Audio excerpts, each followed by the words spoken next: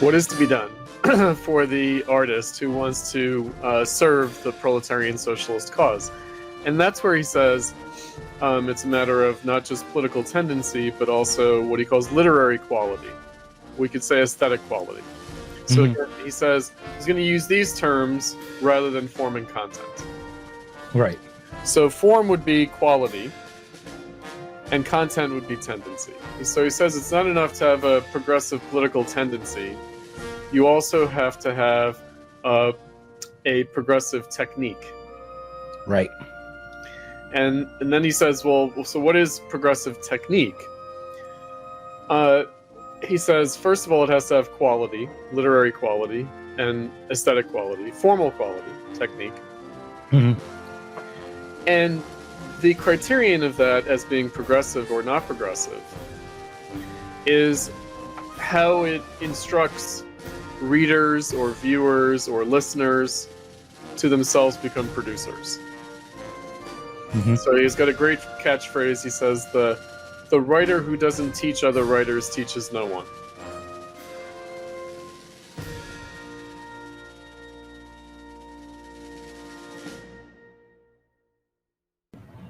All right, well, welcome to the Cutrone Zone again. Of course, with me as always is our resident Bonaparte. No, our resident genius, track coach, the last Marxist, Chris Cutrone. Chris, you recently posted on your own YouTube channel a reading of your essay, Bonaparte or Bonapartism? I think that's the title. Bonapartism is not Bonaparte. Bonapartism is not Bonaparte, right. I'm distracted in a million ways, but and we're going to discuss that today. Has it come out in the Platypus Review? And is it online? Did. I think it was published yesterday. It's the June issue of the Platypus Review, issue 177. Okay. And, so I'm going to put a link to it in the show notes for this. Cool. And I see it right here. Bonapartism is not Bonaparte. And what brought you to want to write this at this time? Why is this such a pressing issue? Well, I think that it's become an idea that has been associated with me and with Platypus. It's something that Benjamin Studebaker wrote an article for the Platypus Review last year about, beyond Bonapartism, beyond the critique of Bonapartism. And, I think that what's been good is that such resistance to the idea has been pretty much explicitly resistance to Marxism. Meaning, yes, Marx has this idea, but, how useful is it now? And, is it just about 1848? Is it just about Louis Bonaparte? Is it just about like a revolutionary situation? How useful is it? And maybe it's not. I was also interviewed on the Untrodden podcast, a new podcast. I was the first person to be interviewed for that podcast. And Dylan asked me about Bonapartism, and then he followed up. He interviewed Matt McManus and Ben Studebaker as his subsequent podcasts, and he started with both of them with, well, Chris Cutrone says about Marx and Bonapartism, and how do you feel about this? And he also said, Dylan, he's a liberal, he's not a Marxist, but he said that he finds Marxist theory of Bonapartism to be the most compelling political theory of Marx. And, he's been reading my book, Marxism and Politics, and it is a thread throughout. And I think that when I had my conversation with Daniel Tutt in January of this year, we all touched on this, because I think it's been misconstrued all sorts of ways. It's been like, oh, Chris is into Bonapartism as an idea, but then he seems to be pro-Trump, and so is it that he's endorsing Trump as a Bonapartist? And so there was just a lot to clear up. So I had this idea to write this article for a few months, but I had other writing commitments. I was writing for Compact. I did a couple of conference papers. I did the Platypus Convention talk. The millennial left was unborn. And I finally got around to writing it, in the last month, in the last few weeks. And I think that, again, Trump occasions it. in a particular way. So half the article is about the theory of Bonapartism, according to Marx, and the 20th century engagements with it by like the Frankfurt School and Trotsky. And then the second half, or maybe the second third, is about Trump, and then it comes back around to the Marxist theory. Because I think that it is confusing. I think that the entire 10 years that we've been in, that when people say Trump represents the threat of fascism, they mean this. And also Curtis Yarvin, who's a monarchist, but no, actually he's a Bonapartist. Right? And he's not an anti-democratic person. He is for democracy, but he's for Bonapartist democracy. And that Bonapartism is democracy. So when people are talking about like populism or fascism, or they're talking about like the crisis of democracy, they're really coming around to this issue that Marx identified as Bonapartism. And I think that what Marx did was disentangle Bonaparte from Bonapartism. And that the difference between Napoleon Bonaparte and Louis Bonaparte was that Louis Bonaparte was much more of a figurehead of the state than he was the leader, in a way that Napoleon Bonaparte was the leader. So if world history on horseback, Hegel, Napoleon Bonaparte, that you couldn't say the same thing about Louis Bonaparte, about Napoleon III. Even though he clearly was a very important political figure, that to say that would really change the significance of what that means. That really Louis Bonaparte was a kind of figure of the spirit of capitalism, rather than Geist in history, and I think that for Marx also, and I think Spencer Leonard, my longtime friend and colleague in Platypus, this is the center of his two books, collecting Marx's writings on Bonapartism and imperialism. The theory of imperialism is a theory of Bonapartism, and the theory of Bonapartism is a theory of capitalism in the realm of politics. So it's Marx's political writings as journalism. And Spencer and I have been talking about this for many years, for decades, in fact. The phrase of Marx, parliamentary Bonapartism, to describe the British politics of the mid-19th century, Palmerston, Gladstone, Disraeli, liberals and Tories, as Bonapartist figures, but not that they are crafty leaders, politicians, they are, but really they're expressing something else, which is this prerogative of the state. And I think that that's also very confusing to people. So I wanted to sort of touch on a lot of things, also things that we've been dealing with in Platypus for the last few summers about society and politics and right-wing political thought, managerial revolution, Burnham, Carl Schmitt, all this stuff. There's just so much confusion about it. Well, I want to channel my inner Democrat, okay? And let's pretend I'm from MSNBC. You're on the Doug Maddow show, and I'm going to say to you, what do you mean that you're Trump the bastard child of Rachel Maddow? Yeah, that's right. We're separated at birth. No, yeah, we're separated at birth. I think we're about the same age. We're wearing similar glasses, and anyhow, so she would say, look, the difference between the usual governing process in the United States with real politicians and real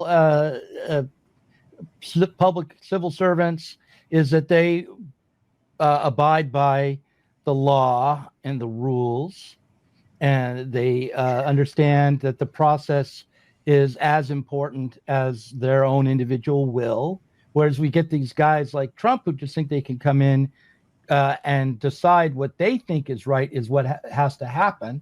And they ignore the laws and they ignore the rules. And that's like Napoleon, because Napoleon took the crown from the Pope and put it on his own head and doesn't have any respect for ethics or traditions, norms, norms, institutions.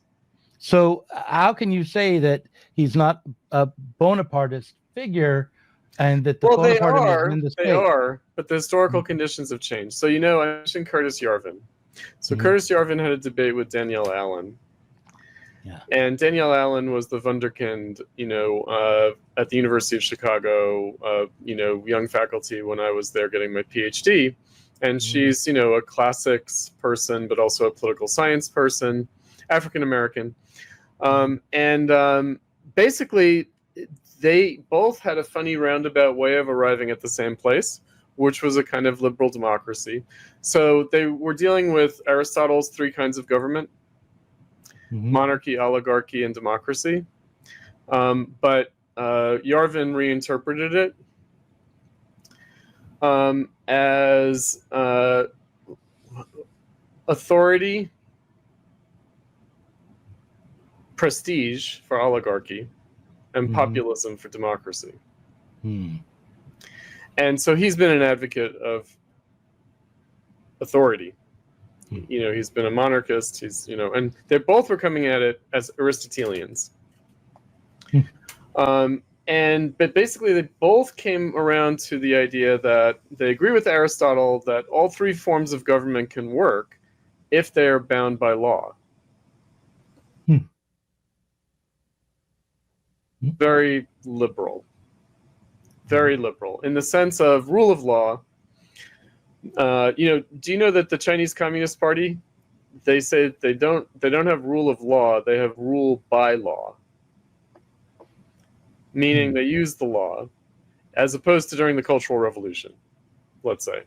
So they've adopted the policy of rule by law, not rule of law, meaning they're going to rule and they're going to use the law to rule, but they're going to maintain their supremacy above the law. Right? Because, it's the dictatorship of the proletariat or whatever they think they're doing, right? And this is how they've interpreted it after decades, right? In other words, you're going to have bureaucracy that follows the law. Now, the big scandal is, and again, the Trump era, what about the unlawful behavior of the state? Because that's what we're really talking about. We're talking about bureaucratic imperatives. We're talking about what has to be done and turning a blind eye. And that's the essence of Bonapartism. Meaning, the question is, why does that have to happen in capitalism? Interestingly, like Napoleon Bonaparte, the whole system was crafted by Abbé Sieyès, the great propagandist of the original French Revolution, the What is the Third Estate author. He crafted the consulate and chose Napoleon to be the prime consul. And, the triumvirate. And then Napoleon pushed the other two aside, and then he went from consul to being, from first consul to being emperor. And so in that way, he embodied Julius Caesar, who was not emperor, but who was dictator. And then subsequently, they developed the imperial system in the ancient Roman Republic. But the empire was not the negation of the republic. It was the republic. Right? So it's not the same as a monarchy. So the emperor is not the same thing as a monarch, because monarch is based on divine right of kings. The emperor is emperor by virtue of politics. Now, so in the case of Napoleon, it was to defend the revolution. And it's the Napoleonic Wars, it's everything, right? And like I said, Louis Bonaparte, it's the same thing. He declares the empire to save the republic, to save the revolution. And he's a utopian socialist, Louis Bonaparte. Napoleon was a Jacobin. People forget this. These are not counter-revolutionaries. This isn't counter-revolution. This isn't Goebbels and Hitler saying, now we're going to undo the Enlightenment. Now we're going to undo the bourgeois revolution. That's not what we're talking about.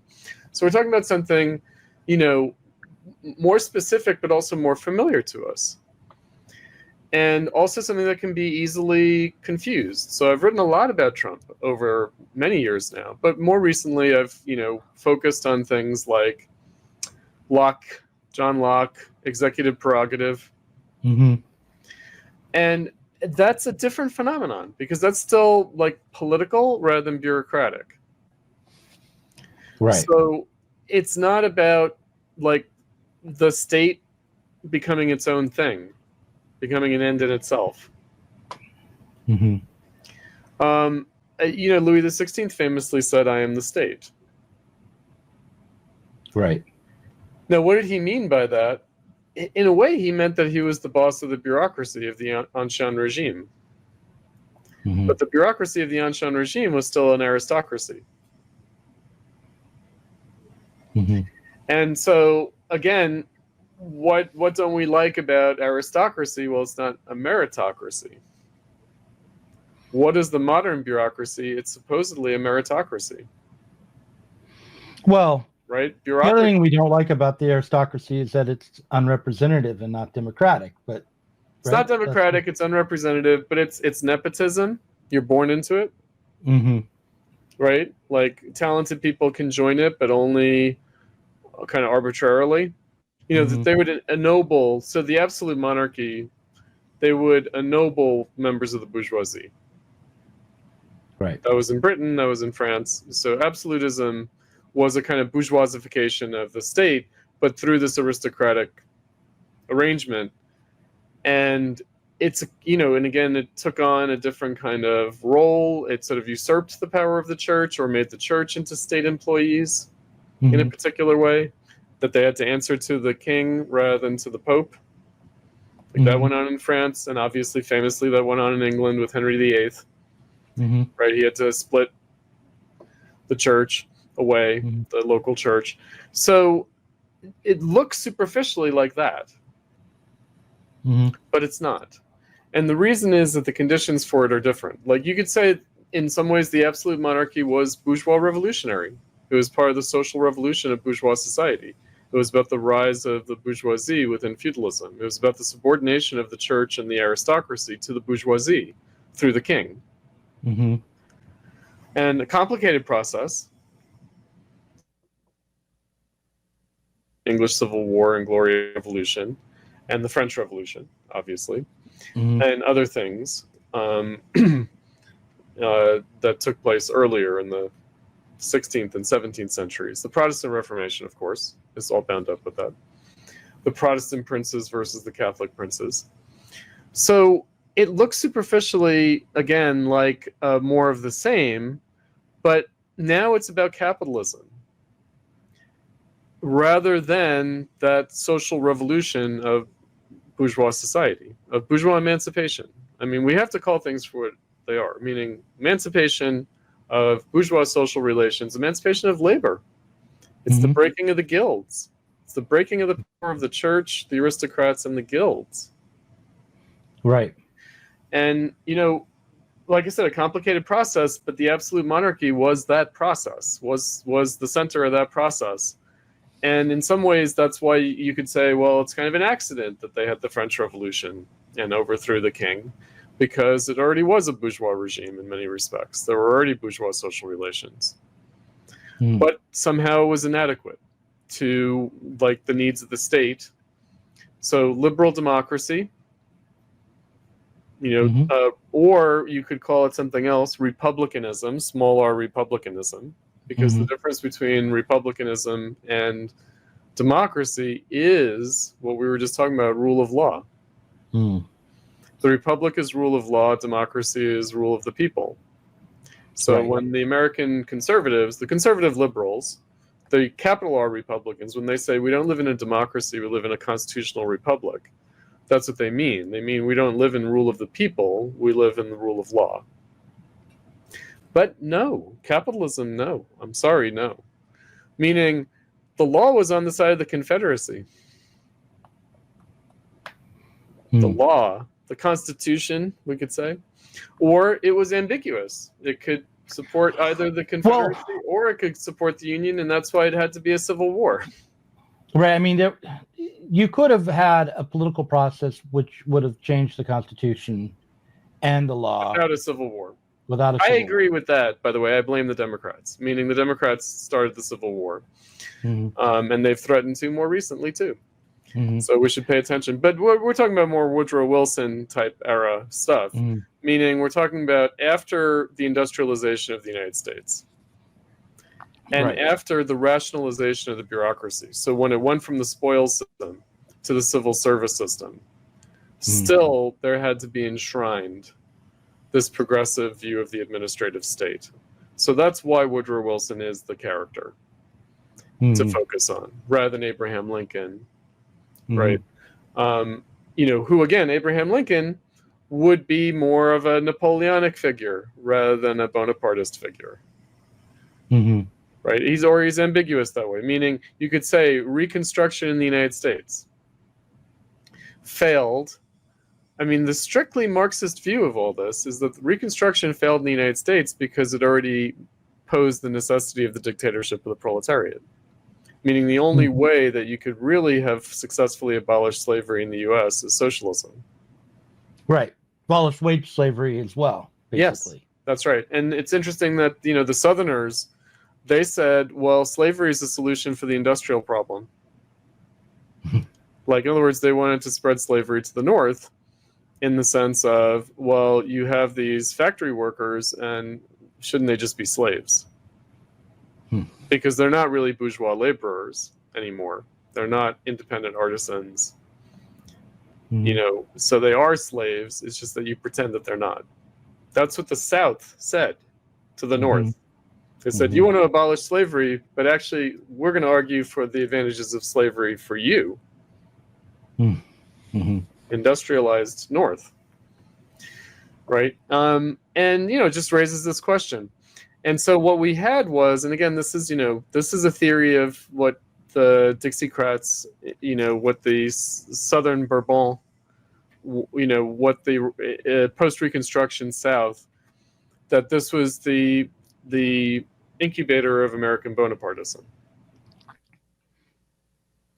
And what's interesting is that it was kept in check by the Republicans because they were the dominant party until FDR.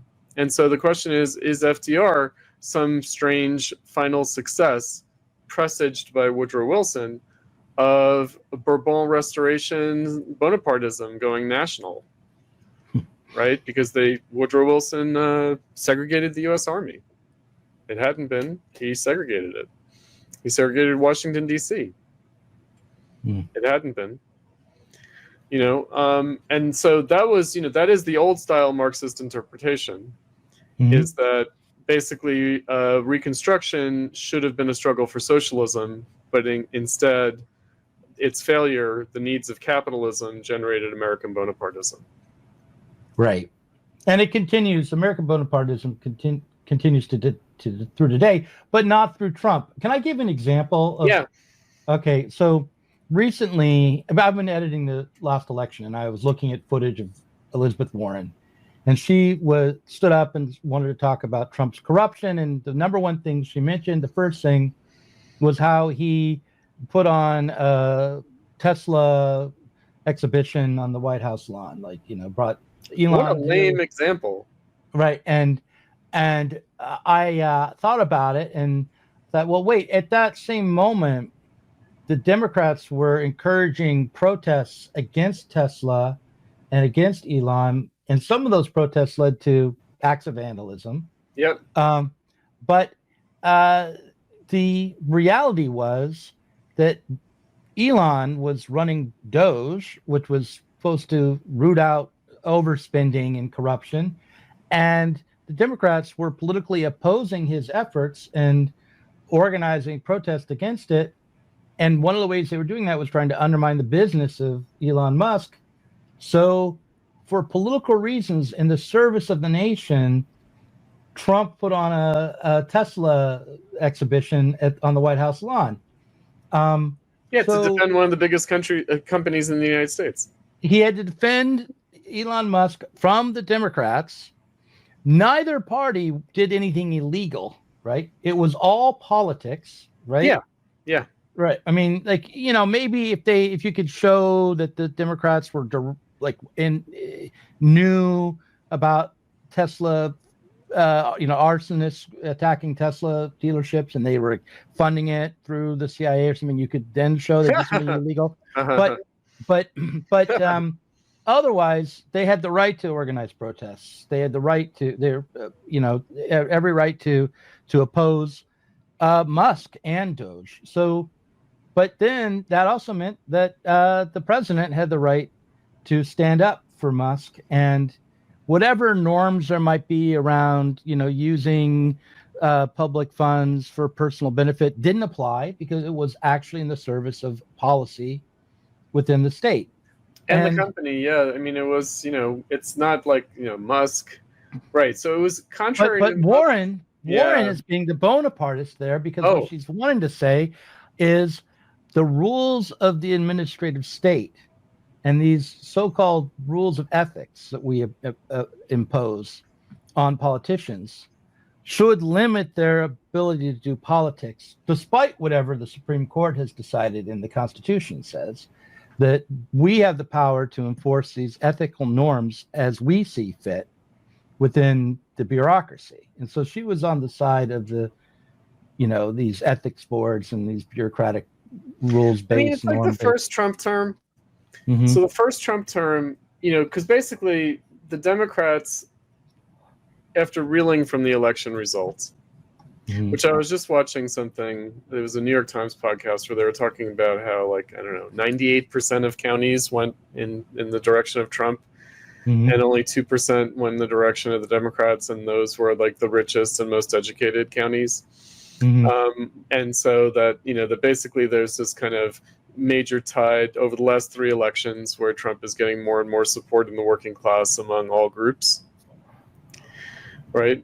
And, being glum about that. So they were reeling from that, but I feel like they're back to what they did in the first term, which is that they are looking for any possible impeachment ground if they win the midterms next year and get a majority in Congress.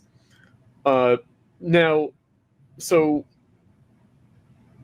part of that is, can they get the Trump people ratted out by members of the bureaucracy?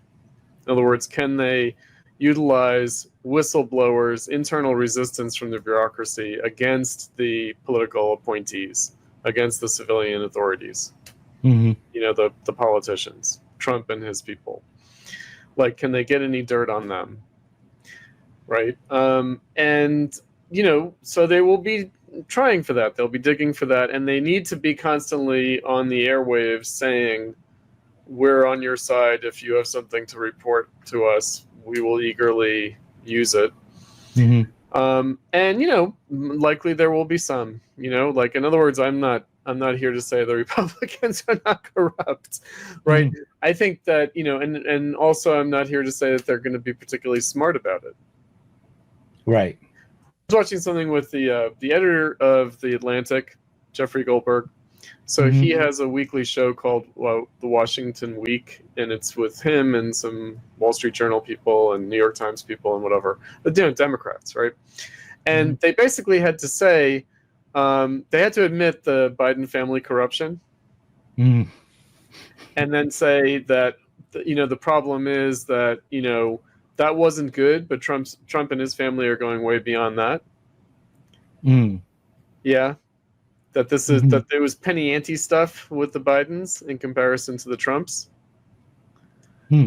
Yeah, because they got millions, whereas the Trump family is getting billions from the Gulf states and whatever. Whatever's going on.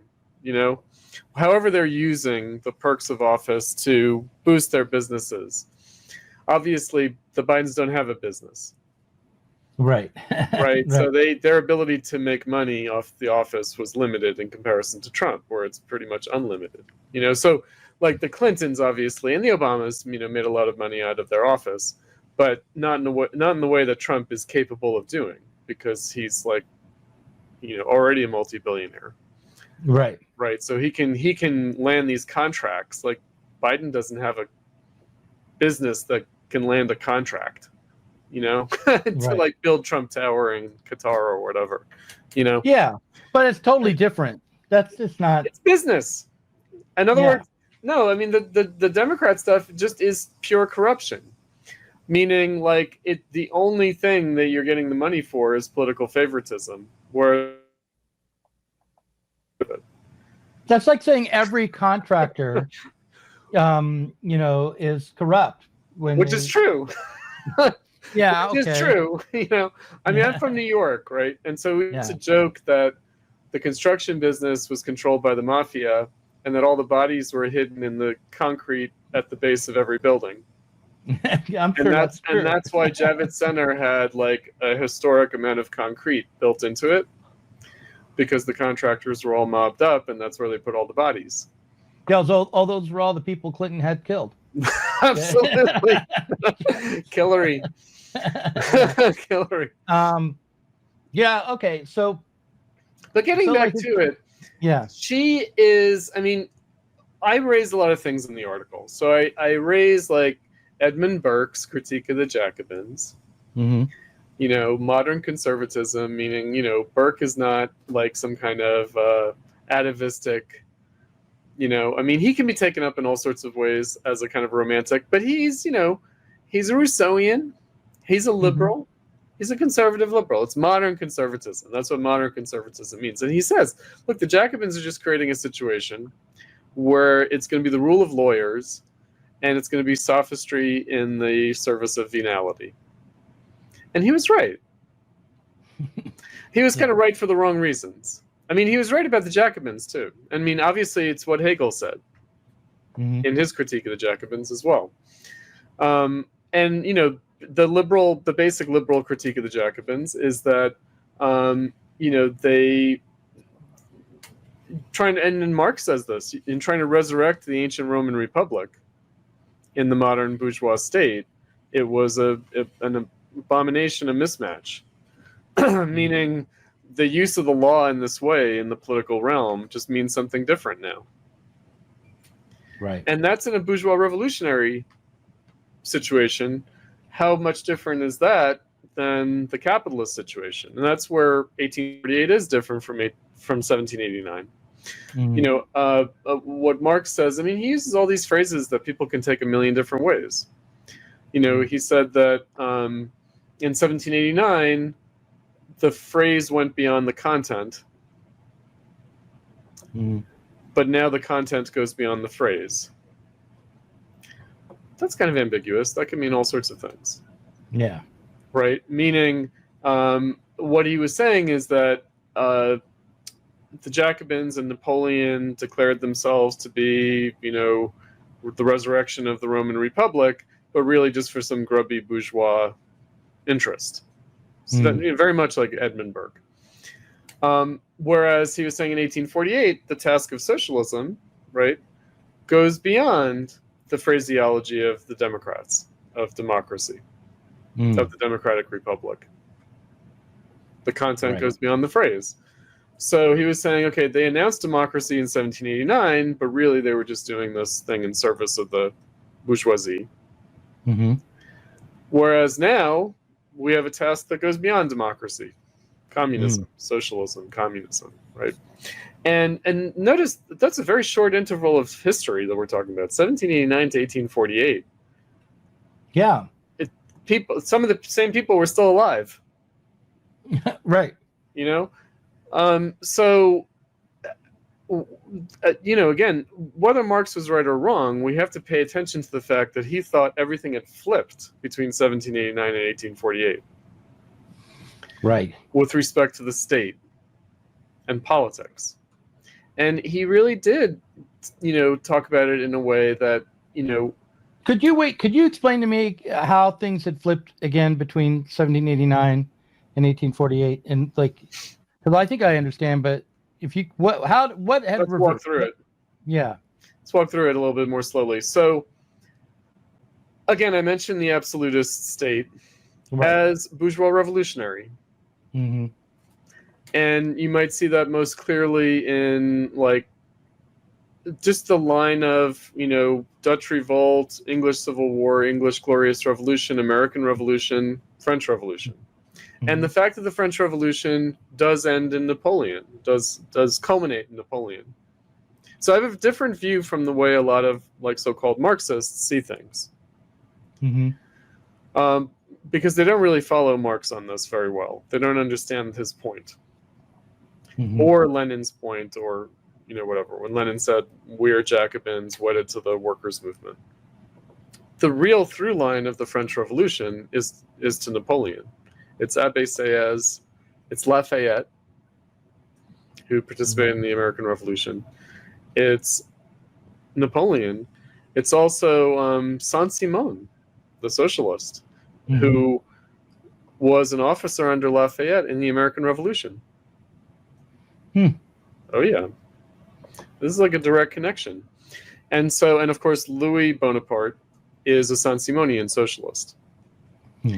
Right? So there's a direct line. But anyway, but keeping it on the French Revolutionary point, in other words, I think that Marx and Engels say hitherto revolution is about perfecting the state, but now it's about going beyond the state. Right. So what was meant was the state as a revolutionary force, the bourgeois revolution as the democratic republican, otherwise known as liberal democracy, and that was a revolutionary force, but that is inadequate to the task of socialism and communism. The proletarian socialist revolution must necessarily go beyond that. And that Marx saw evidence of that in what the democratic republic had become in capitalism, which is it seems to betray itself. In other words, rather than being an emancipatory revolutionary force, it became a counter-revolutionary force, even and especially when it called itself revolutionary. And that has to do with capitalism itself. So I think that's something that we've talked about a lot, and that I would want to remind us of. I've written about this, a dialectical approach to Bonapartism.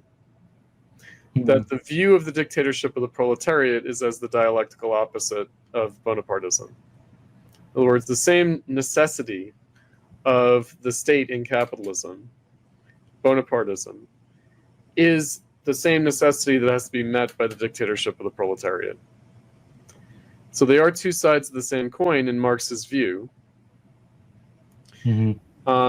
meaning they're expressions of the same necessity, the same historical necessity, however, two sides of the same necessity. One that could be about perpetuating capitalism, and the other that could mean transcending it.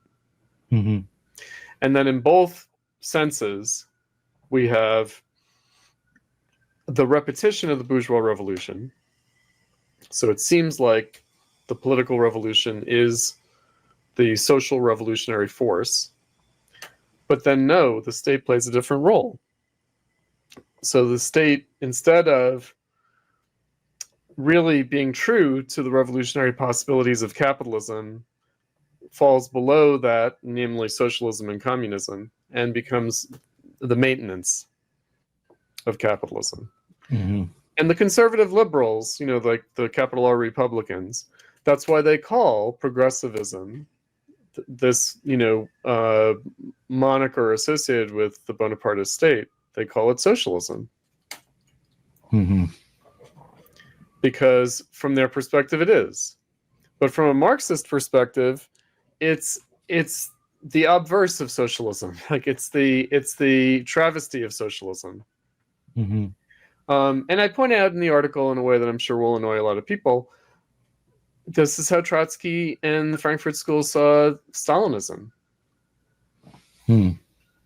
It's also how they saw fascism, but it's how they saw Stalinism. And in some ways, Stalinism is perhaps the more painful and more acute symptom than fascism.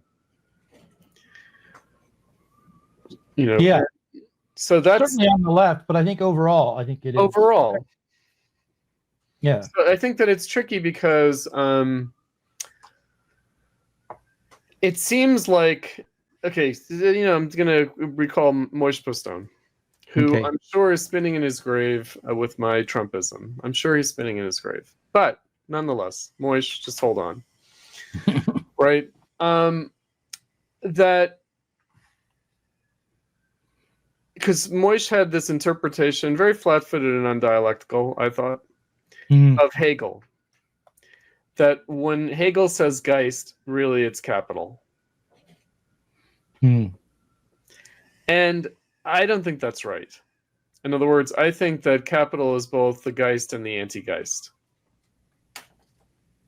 I don't think that you can say Hegel is an unconscious theorist of capital. No. Because I think that the bourgeois revolution, history as progress and consciousness of freedom, reason in history, the emancipatory character of bourgeois society is true. It's not just capitalism from the start. It can look like that now, but no. It becomes this contradiction between freedom and unfreedom. It becomes I'm going to say something that's very typical of me, which just is to say that when I hear him say that Geist is capital, I think of another way to say it is Geist is the emancipation of labor on the basis of labor time, which then has within it a contradiction, which it turns into an unfreedom. So no, that's right. But, that's true. And that's more generous. And Hegel's whole approach to understanding Geist is that it develops through internal contradiction. So I would say that that's what Moish meant. Maybe. What do you think? It's what he meant when he was in a good mood. Okay. What he meant when he was in a bad mood was he was a romantic. Moish. Right. And then, because I think that I told you Spencer and I did a workshop and Spencer gave a paper and Moish was like, but you've forgotten the dialectic of enlightenment. You've forgotten the critique of, you're just doing enlightenment mongering. You forget Adorno and Horkheimer's critique of the Enlightenment. And so he said, you forget the dialectic of enlightenment. And I said, but Moish, you forget that the Enlightenment was dialectical. And he said, touche. Right. Now, but again, we're not just dealing with enlightenment. We're dealing with something else. We are dealing with capitalism and what I call it in the article, that Bonapartism is Marx's term for alienation in the realm of politics, for self-alienated politics. So if capital is self-alienated labor, then Bonapartism is self-alienated politics. And it's really inseparable from liberal democracy, even if it looks like the violation of liberal democracy. In the same way that capital is inseparable from labor, even if capital seems like the negation of labor. Yeah, that makes perfect sense to me. I want to talk about this conversation I had with Studebaker now. I'm just sort of free associating, but one of the things that I tried to do in 2 streams with him is raise the question of capitalism as a force that has been developing the forms of our alienation, and that it's been done so. As it's done so, we've suffered through regressions, and that we can see them. And Spencer, in an after party, pointed out to me that I should note how the regression is not one-sided, but it also is a form of progress. And he argued that the Macta knife by Bobby Darin was preferable to the original. In some ways, at least he enjoyed it more, and maybe it is just objectively more enjoyable. So I'll even grant that. Like, I'll say, this regression has come to us as a kind of a form of progress. Anyhow, Studebaker, in various ways, I felt like either skirted the issue or offered an alternative view. Right. Which was much more strangely, well, it didn't allow for development through contradiction in the same way. It was very much aiming at saying, okay, things have changed. For the worse.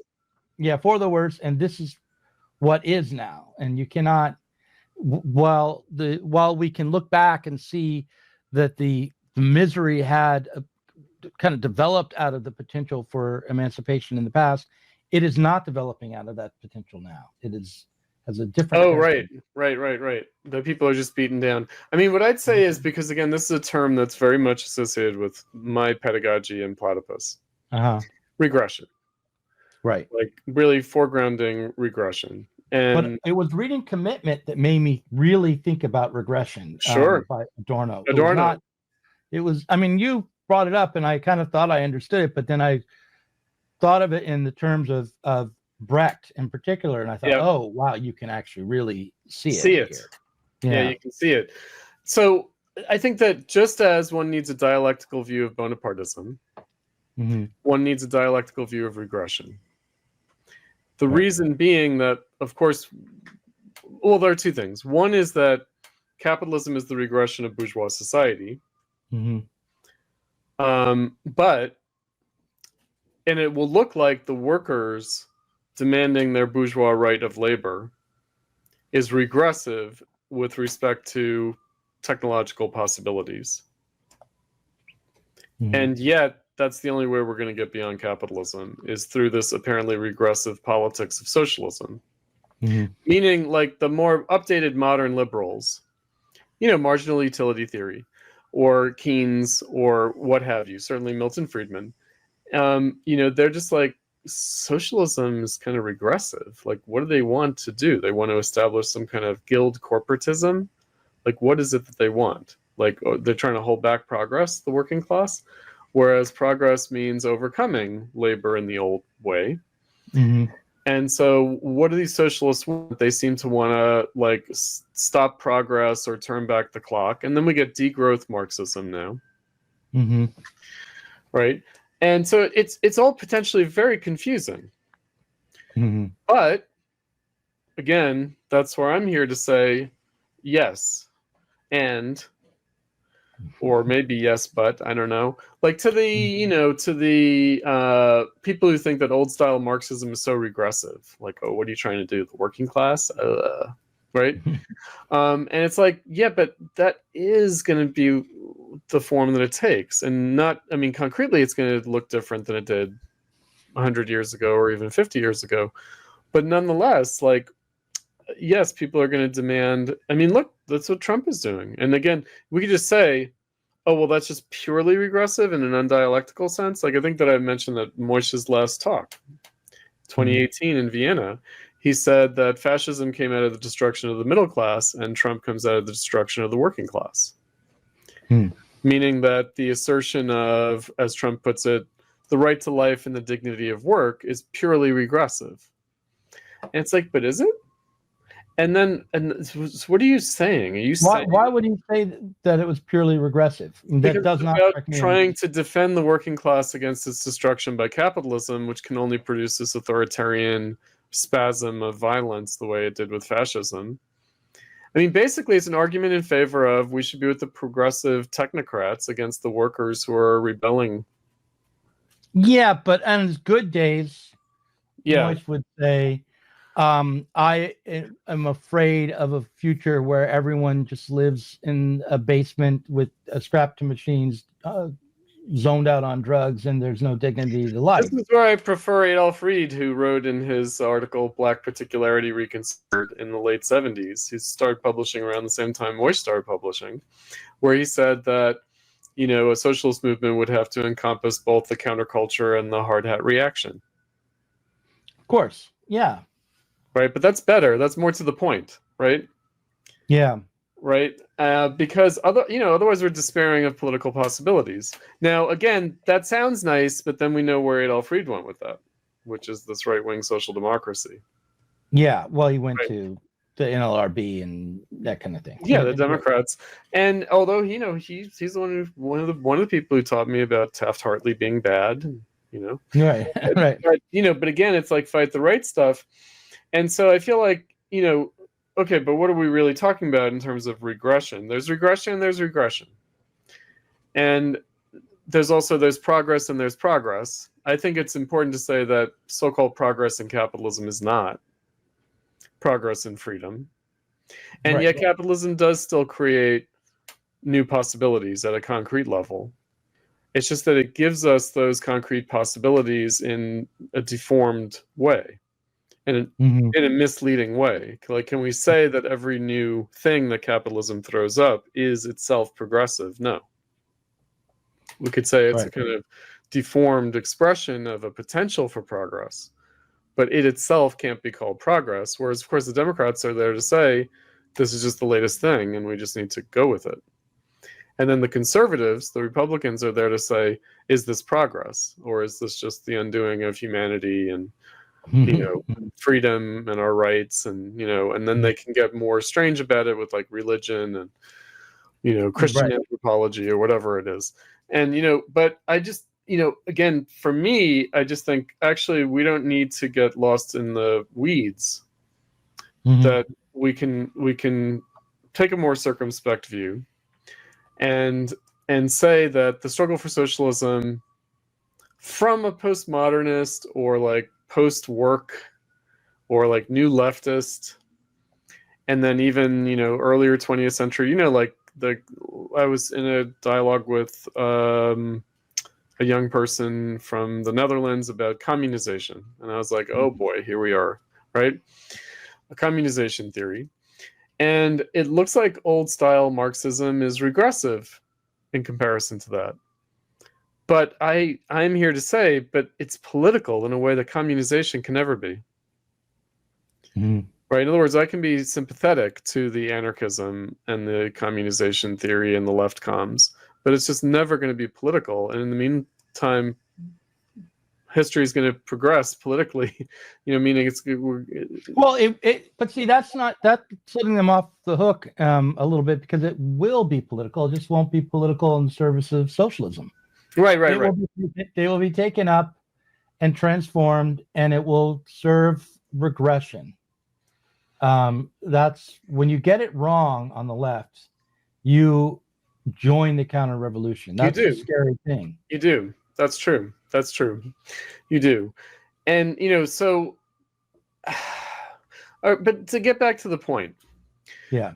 Sorry. No, seriously. So how to understand like Trump. Yeah. And the Bonapartism of the moment. Because, of course, you could say Bonapartism is on both sides of capitalist politics. It is.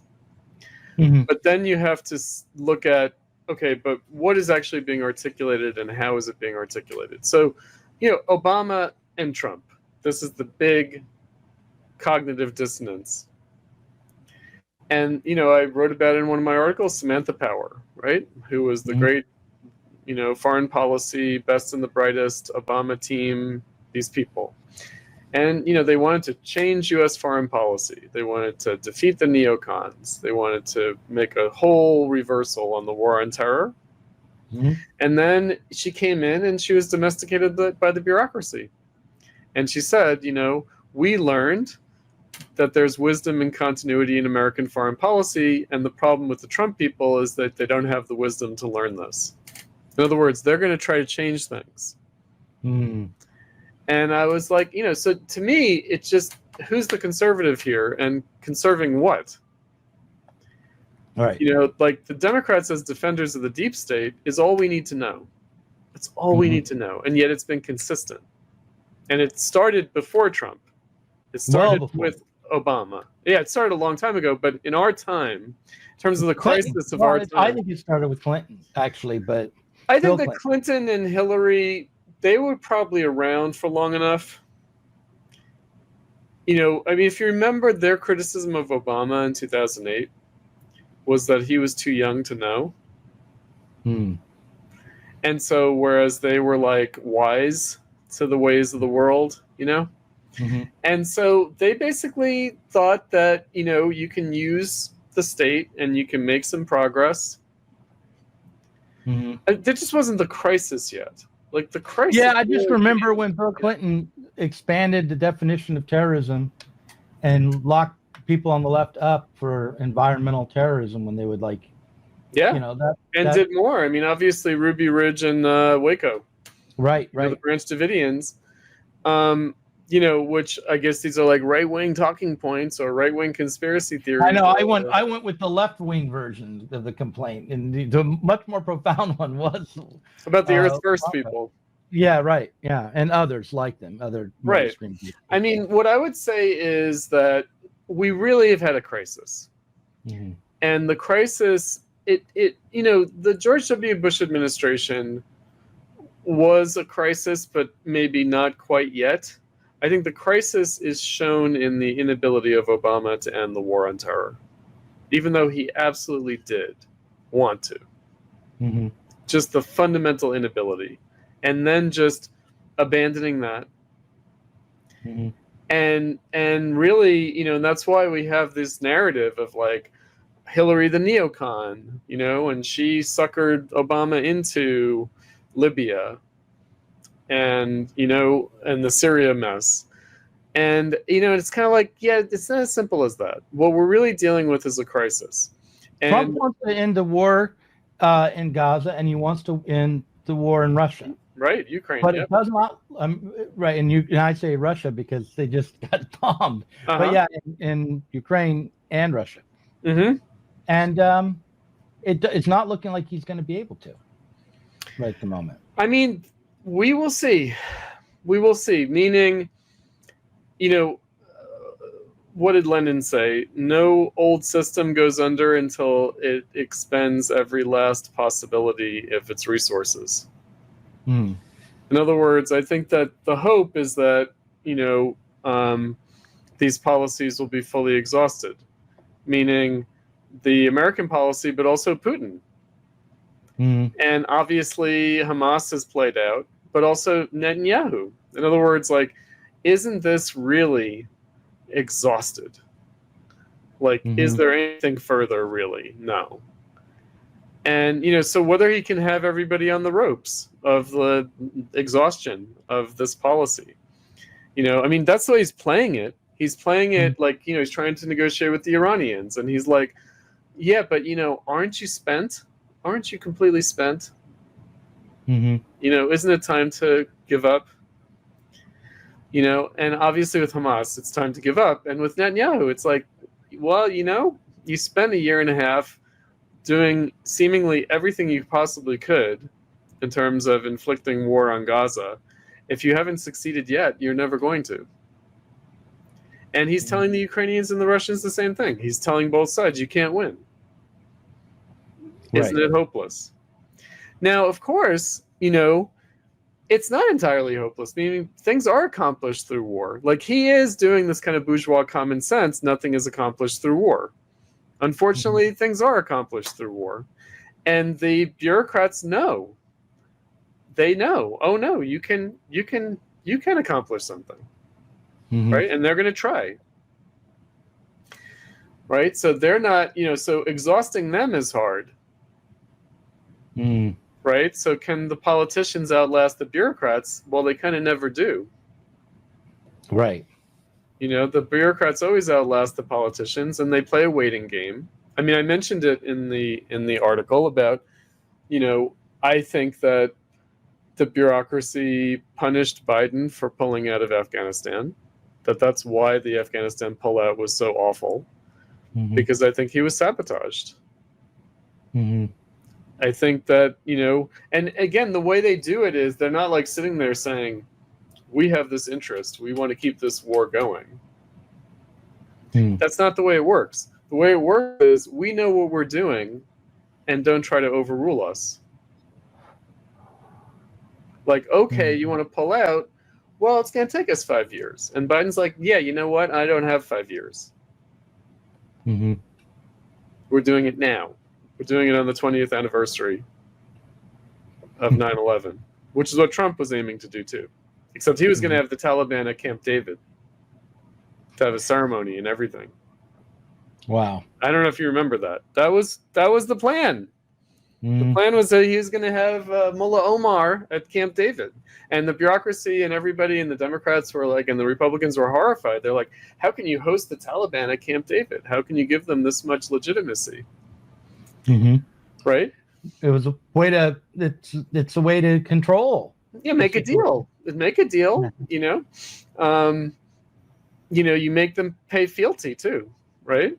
You make them come to the U.S. and say, yes, we accept, you know, your surrender, but we're doing it in your house, right? We're gonna be your clients, actually, right? So you're not really surrendering. No. And so there's a naivete to Trump. There is, and it's charming. But the main thing that we have to see is that Obama wanted to do everything Trump is trying to do, couldn't, and gave up trying. Whereas Trump's like, not going to give up. Right? And so it's just... They made it so he couldn't give up. That's the other difference. What I don't understand is why couldn't they just treat Trump in the normal way and... You mean give him some fake victories? Yeah. Let him have his second term as a lame duck after the COVID. Let him take the hit on the COVID fallout. It's complicated. They're not able to make very good decisions. I mean, that's more the and also what they, right? I mean, what is it that Ben Studebaker has? The many-headed hydra. Right. So there is no they. There's no coherent they. Right. But that's not what we're talking about. We're not talking about Bonapartism as if it's a coherent thing. Right. We're talking about its incoherence.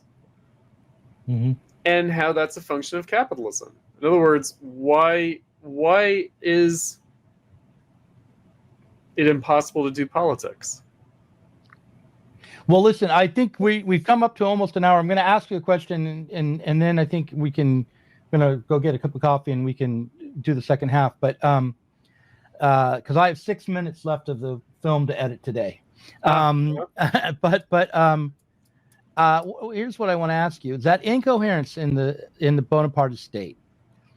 To what extent does it run all the way down into society? To what extent does it run right into the working class? To what extent are we fucked here with all of this? Or can we begin to see the regression as leftists and try to do something about it? And then also, to what extent can we lean on the bourgeois sensibilities of everyday people in society? Right. So I think that, well, first of all, we just have to rely on people's bourgeois common sense and bourgeois morality and bourgeois right as the horizon, because that's all that there is. And that is ultimately the lowest common denominator. It is what everyone can agree on, whatever religion, whatever gender, whatever sexuality. It is the bottom line. So we just have to, because that's all that there is.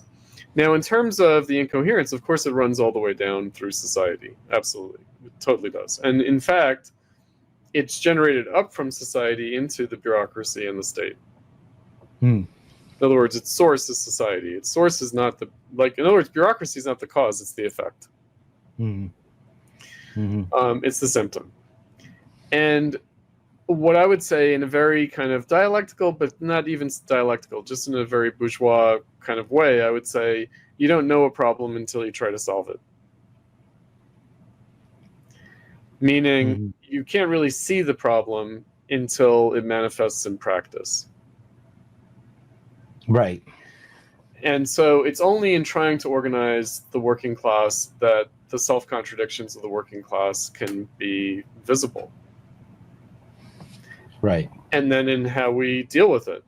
And, it just is the task. The task is the politicization of the working class, as opposed to leaving them in their passive victim state of capitalism. And I think that, look, the PMC question. I just did an interview with Stanley on the PMC. Right. The PMC question is a hard one, because it's like, well, of course the PMC are part of the working class, according to the Ehrenreich thesis. And of course they're beset by the same self-contradiction of agency. But what character does that take? In other words, it's a fairly rarefied problem if it shows up at the level of the limits of specialized knowledge of social and political reality. In other words, when you're dealing with a kind of bureaucratized, social welfare state, social management, but also bureaucratized political sphere. I mean, again, we're back with Lukács, where Lukács is talking about bureaucrats and lawyers and academics, right? And how, reification, self-contradiction in terms of means and ends, the purpose of knowledge, manifests in all domains in terms of, well, what are we doing? Like, what are we actually doing? Are we improving society? Are we changing society? Are we unlocking potential? Or are we just keeping things as they are? And is there a kind of manifest futility in what we try to do? And so, again, if you start there, if you start at, like, I don't know, the self-contradictory character of policy, it's just going to look like a different problem than if you look at it from the standpoint of civil society.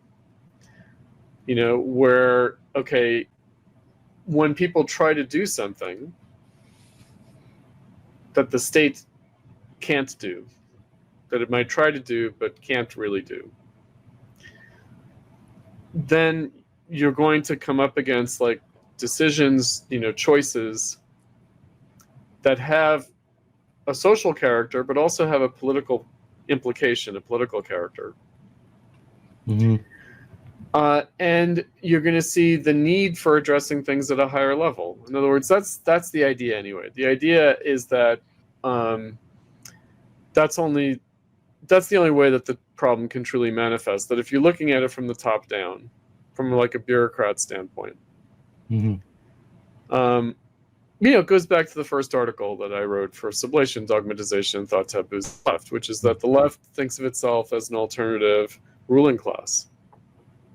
In other words, if only they were in charge, they would do things differently. And I think that that's not a good place to start. Right. And you will note that Marx and Engels and the older, like, Marxist tradition, Lenin, they don't even imply, they don't state anything in such a way that could be mistaken for, we would do things differently if only we were in charge. It's always, and again, it's going to seem like romantic, it's always like the working class must rule. It's the workers have to do it for themselves, and left more or less unspecified, but with some intimation of what the workers have done in their struggles so far, and therefore what they are likely to do if they do get power, what they're likely to try to do, and where that might lead.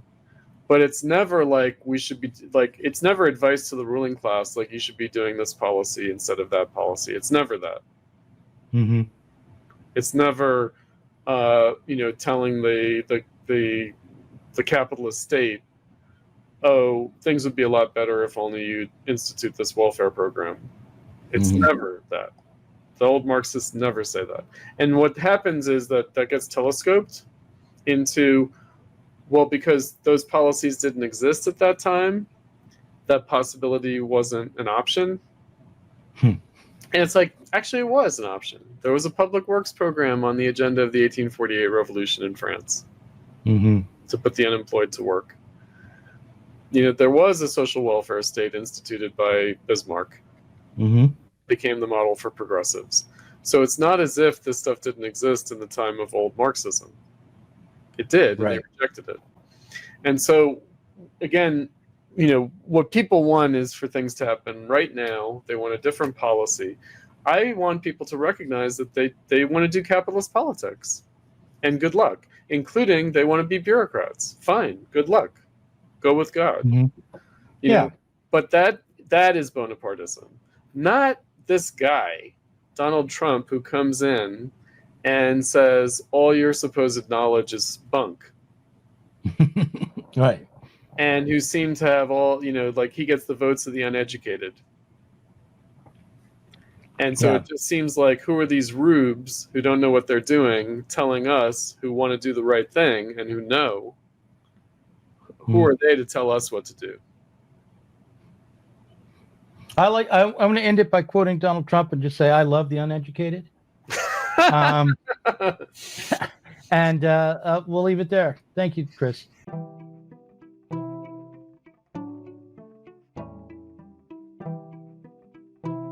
If you enjoyed this conversation, please do consider supporting us on Patreon. Our patrons help to make sure that Sublation Media can continue to provide interviews, videos, books, and articles that are critical of the left from the left. If you are tired of remaining stuck within bourgeois ideologies and politics, help us sublate them both.